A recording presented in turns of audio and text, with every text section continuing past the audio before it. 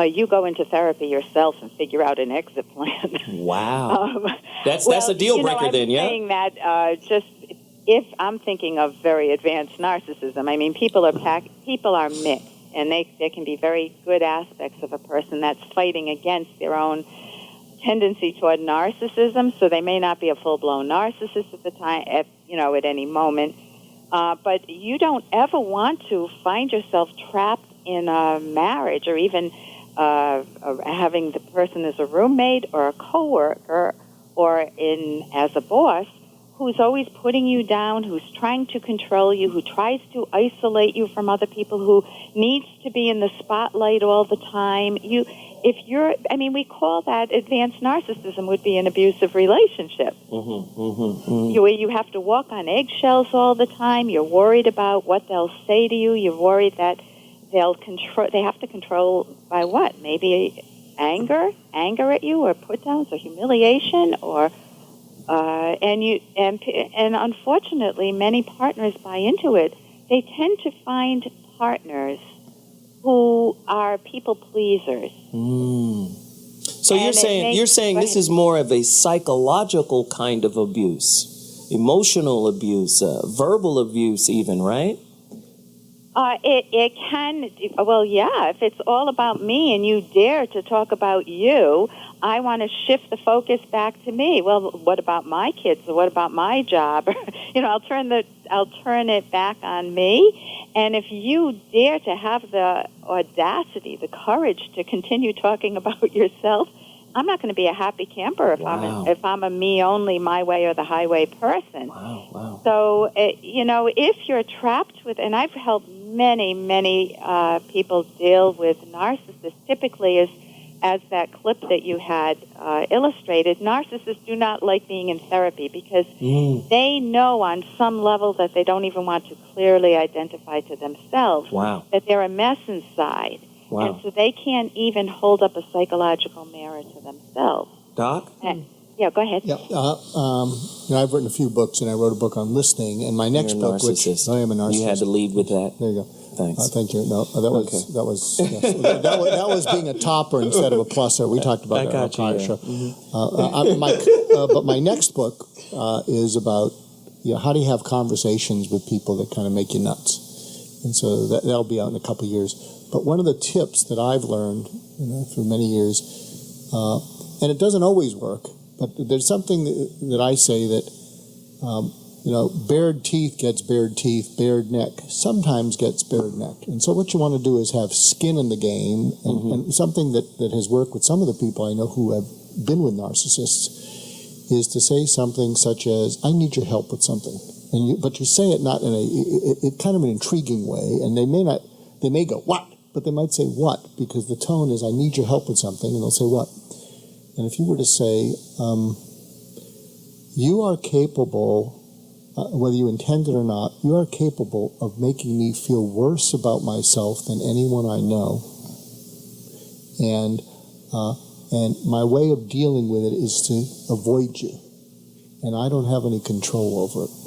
And I need your help because you may have even picked it up that I find ways to avoid you, and I need your help to do something so that I don't feel so awful about myself. And I'm hoping that'll matter to you enough so that you'll at least think about it. So you're making kind of a statement, and you're putting your neck out there, and they can say, "Oh, the heck with you," and whatever. Oh, it's gonna get chopped off. Yeah. See, Bobby, we from Tennessee. Yeah. That just sounds like a bad person to me. Well, not only that, I wouldn't take that kind of risk if I even had a feeling like that about somebody. I wouldn't give them that kind of ammunition because typically they're gonna use it against you. But where it helps, and I want you guys to weigh in. So hold your thought. See, if you say something like that, we don't have any control over how people hear what we say. We have control of how we say it. And when you can say something that honest, and if they chop your head off, that gets you closer to the realization this is never going to change, and I better get out. So what you can say after a conversation it's like an opportunity to dodge the bullet when you see that. And when you say that and they rip it apart, it helps you realize inside yourself, that's about as honest as I can be. That's about as non-reactive as I can be. And if that's how they deal with it. Now, one thing to be aware of is a lot of narcissists, they have to win every point. So they can say whatever they want and just let it go, because sometimes the next day they may come back and say, so try not to get too hurt by whatever the response is, because sometimes, not that often, but the next day they'll say, that conversation, that was kind of a crappy comment I said to you, and you just caught me off guard. But what if they never apologize? What if they never own up? Then it gets you closer to say to yourself, what am I really getting from this? Wow, Brandy? Yeah, no, I was just going to say, I know you guys probably would not react well, or you're saying that you wouldn't react well to somebody saying that, but if you're in a relationship with somebody and there's something invested and there's a reason for you to want to work it out, and you come to them with something like that and they don't respond well, and I know I've dated some narcissists before, and you could switch things around to hopefully okay, well, let me say it to you this way so that you can understand what I'm hearing. And at some point you're like, you know what? You're never going to hear me. Ever. So I have to decide then, for me, does this work for me or not? I have to turn and be a little bit narcissistic for myself, for my own good, because some people just, it doesn't matter how you flip it. They're never gonna give you any amount of that type of attention. Right. We have to wrap Dr. Ellen Kenner. Yeah, I would love to jump in. Listen, make your final thought here, and then when you're done, tell them the website one more time, because I want them to visit Brandy, you. or I think it was Brandy you said. Yes, that's right. I would never consider what you're doing, that wonderful self-assertion that you had, as narcissistic yourself. That is self-assertive. That's right. That selfishness that I talk about. That selfish only means concern with one's own interest. It doesn't imply whether you do it negatively or positively. Right. And if you do it positively, you're building self-respect and self-esteem, and you're nurturing yourself. It's all the good stuff. So don't give it the name narcissism. And I'll give you my website. It's drkenner.com, drkenner.com, or selfishromance.com. Wow, thank you so much, Dr. Thank Kenner. you. This has been a lot of fun. And I love what the other doc said. I think that's the other doc. I thought that was a great message. Right, the paradox. Yeah, we got it. Thank you so much. Thank you so much. We appreciate it. And maybe you could come back sometime soon. Thank you so much. We like that. Anytime. Yes. Bobby, you had a final thought, and then Brandy. Well, my reaction to what they're calling narcissism is behavior. Good behavior, bad behavior. And my rule of thumb is, when I deal with human beings, I'm going to start with the nice piece. I'm going to be nice to you, because I'm invested in people in that way. Right. I'll lick you till I lick you clean. Then I'm not going to lick you anymore. Just that simple. Takes a licking, keeps on ticking. And there you have it, another joke attempt. Brandy? No, I mean, wow. Over here licking clean. Like 8 attempts this show. Jeff! Go ahead. No, I mean, and going in what the doctor was saying, I said narcissism, but I don't think it's necessarily narcissism to take care of yourself. I think it's absolutely, you must do that, and if you don't do that, you're in a world of trouble. So that's all I have to say. Excellent. We're about to take a quick break. When we come back, final thoughts, and we wrapping. Great show. Oh, I love this record. This is the Big Pill again. Man, this is a great band. Funky. Check it out. Oh my God, I love that. I want music like that for me. Wrong. You're going to keep with the elevator music and the whiteness of it all. But you said something during the break that was very poignant and profound. I will share a piece of my final thought with you. Please say that. One of the reasons people stay in relationships with narcissists, or stay in jobs that they can't stand, or stay with a lemon car that they can't let go of, is they can't believe and accept that they're not going to get anything back from everything they put into us. So they can't accept that they can't let go of a future that is never going to happen, and they just keep and hope is not a strategy. Wow, wow! I love that, but it still kind of illustrates my point about people are in it for self-interest.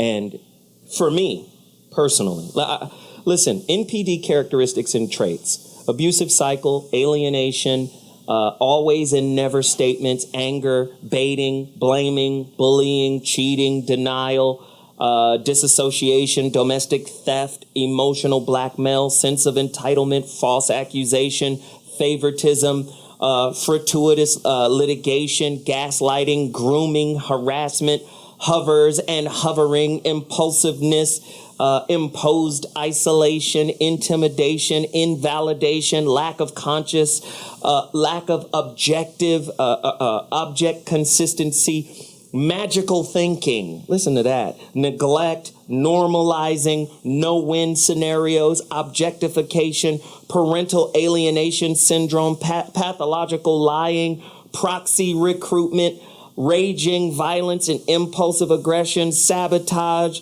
scapegoat. Listen, it goes on and on and on and on. It sounds like just a myriad of definitions that describes the human condition. To me, everyone is like this. We live in a culture, to some degree, whether you like it or not, to some degree, everyone has these things going on in their life. And we live in a culture that actually grooms us to be this way. You can't be raised in a poisonous society and think that some of that poison ain't going to get into you. It's how we are. And for some of us to step aside and say things like, they have it worse than us, so they have a disease now, and they need treatment. To me, that's the problem. The society in and of itself is sick. I always make this quote from my favorite philosopher, J. Krishnamurti. It is no measure of health to be fully integrated into a sick society. So what we're doing now, according to a sick society's definition, is assimilating to what is considered normal. There is no normal in sickness. It's the sick calling the sicker, ill, right? We're all sick. And at the end of the day, you can't turn the human condition into a disease unless we all have it. And if we all have it and then there's no cure, we should find a way, right? There's no cure, right? So we should find a way to try to just say, okay, accept who we are as human beings, as opposed to labeling. I see some people that are in the motivational speaking zone that says, be around people who are like you, right? Be around people who have the same goals as you, right? First off, if you've attracted a sick motherfucker, chances are you might be sick or you wouldn't have attracted him in the first place. My big mama used to say, you wouldn't be in an accident if you weren't there. So guess what? If you're attracting this, you must be this. You can't bring something into your sphere, into your being, if you're not that inherently. So again, it's a scapegoating that goes back to entitlement. I don't deserve this. How did this happen to me? Because you're you. Those are my final thoughts. You better remember, relationship is the university of you. And until you accept the reflections that manifest to you as curriculum, you're going to keep taking them classes over and over again. That's what I got to say on it. Now, with that said, I want to tell everybody I appreciate y'all for weighing in. We ain't got no answers. We just want to spark the damn conversation. Let's keep talking. Let's keep challenging the beliefs of all of this stuff. Because if we don't, we just accept it and try to fit in. And if you're fitting in, you're not alive, in my opinion. You got to challenge it. So what mornings? It's what we do. We'll be back next week with another flamer. I had a ball. Oh, don't forget, go to my man's website, Ramomart, right? Ramomar, you gotta go there, support the brother's work. I just like to keep supporting. What about me? What about me? Oh, Bobby Glanton. @Glanton Smith, that's a Twitter joint, realmendon'tplay.com. Get with me. Get with me. We love you all. We'll be back next week. Deuces!